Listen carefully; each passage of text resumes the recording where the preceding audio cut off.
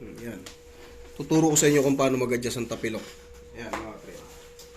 Pinakamabilis na pang-adjust ng tapilok. Ayun, may ano pa oh. May ubi pa oh, idol ah. Hanggang dito nga yun sa akin, dito eh. Nakita tayo yung magang-maga pa oh. Meron pang ube. Pag ganito idol, masakit. Masakit yan. Pag ganito, masakit din. Pag ganito, pag ganito, masakit din. Pag ganon, pag ganon, pag ganon. Yung pag ganito, o pag ganon lang di masakit. Tignan nyo.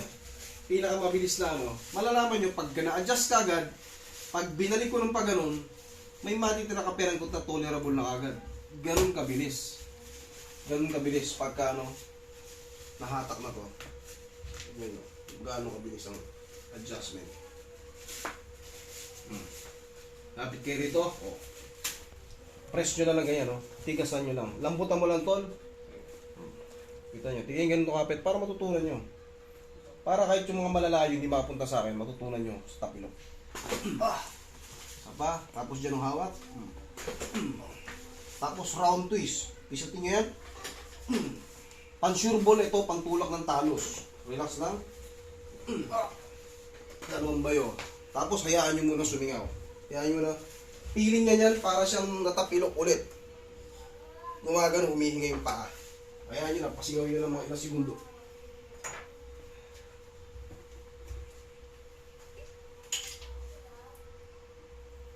May matitirang pain dyan pero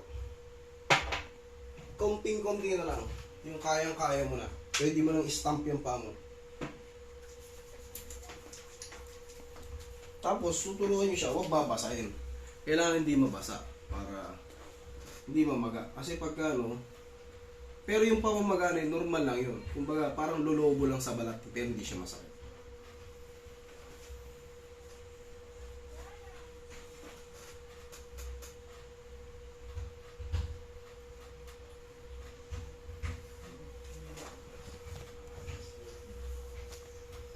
Tapos babandage siya natin para maprotektan. Umaambon-ambon pa naman, idol. Muulan-ulan ngayon dito sa amin eh. Huwag mo babasahin to ha. Tsaka nyo hinutin. Adjustment, tsaka nyo haplusin.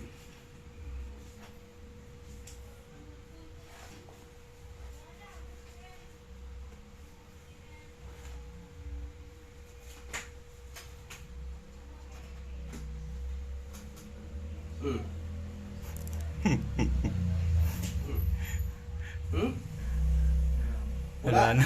Sabi ko sa iyo. Pag ganito. Diretso na yung paa. Kanina namilipit eh, no? Diba? Ang bilis, diba? Kaya yun ang ano, yun ang pinakamabilis na method sa tapilok. Kaya kalaya doon. Okay na yun par. Babahali siya mo lang to. Okay ko na. Tayo mo na.